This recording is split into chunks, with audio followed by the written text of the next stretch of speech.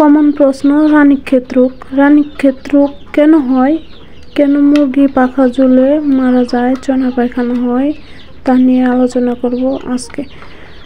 তো আসসালামু আলাইকুম, হ্যালো বন্ধুরা, কেমন আছেন সবাই?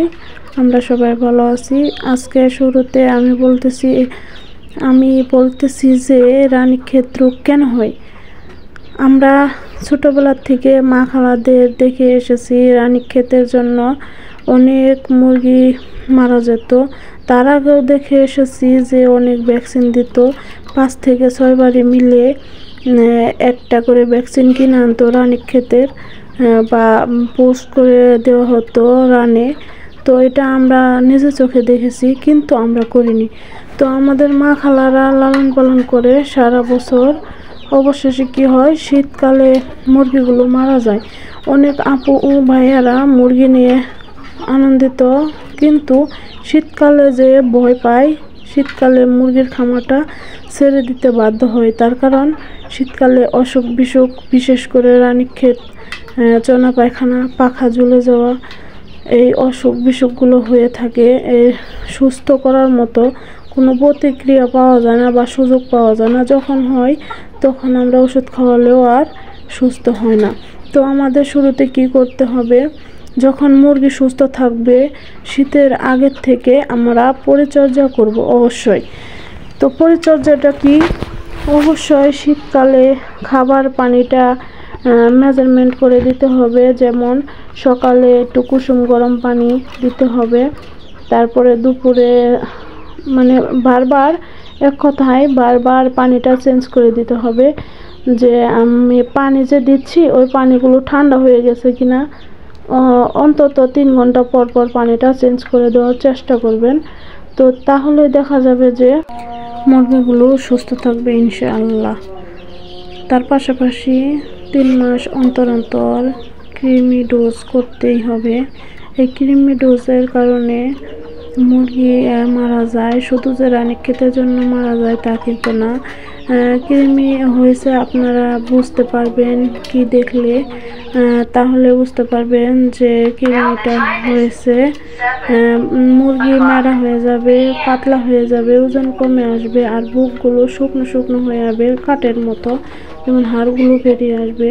তাহলে বুঝতে পারবেন যে মুরগির কৃমি হয়েছে।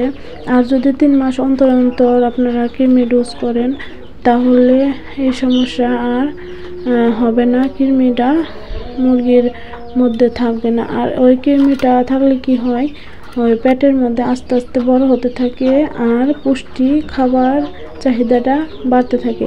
ওরা কিন্তু মাংস বা রক্ত কিছু খায় না, ওরা কি খায়, ভিটামিন খায়। ওই ভিটামিনগুলো মুরগির শরীরে সারাদিনে যা খায় সব খাবারের ভিটামিনগুলো ওই কৃমিটা খেয়ে ফেলে। তখন কি হয়, মুরগিগুলো আস্তে আস্তে শুকনো হয়ে যায়, আস্তে আস্তে পাখা ঝুলে যায় আর চনা পায়খানা হয়। রানীক্ষেত বলতে কোনো একটি ভ্যাকসিন আছে, অবশ্যই আপনারা বছরে একবার এই ভ্যাকসিন দেওয়ার চেষ্টা করবেন। যে কোনো পশু বিশেষজ্ঞ ডাক্তারের কাছে গেলে এই ওষুধটা পাওয়া যায়। বেশি দাম না, ওষুধটা 2 থেকে 300 টাকা, কিন্তু এই 300 টাকার বিনিময়ে মানে যদি দিতে পারেন তাহলে আপনার 300 মুরগি বেঁচে থাকবে। এই 300 টাকার ওষুধটা প্রায় 3 থেকে 400 মুরগিকে দিতে পারবেন।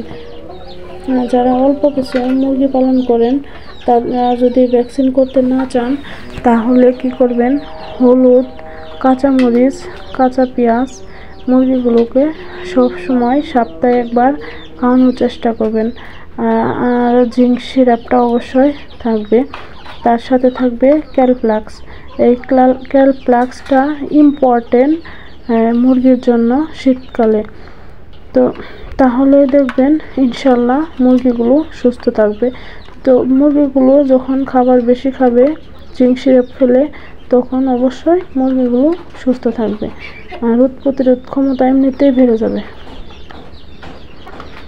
তখন দেখবেন মুরগিগুলো আর মারা যাবে না ইনশাল্লাহ। তো আরও আপডেট পেতে চাইলে অবশ্যই কমেন্টে জানান। তো আমার ভিডিওটি ভালো লাগলে অবশ্যই লাইক করে পাশে থাকবেন। আর পাশে থাকার জন্য, এতক্ষণ ভিডিওগুলো ধৈর্য ধরে দেখার জন্য অসংখ্য অসংখ্য ধন্যবাদ।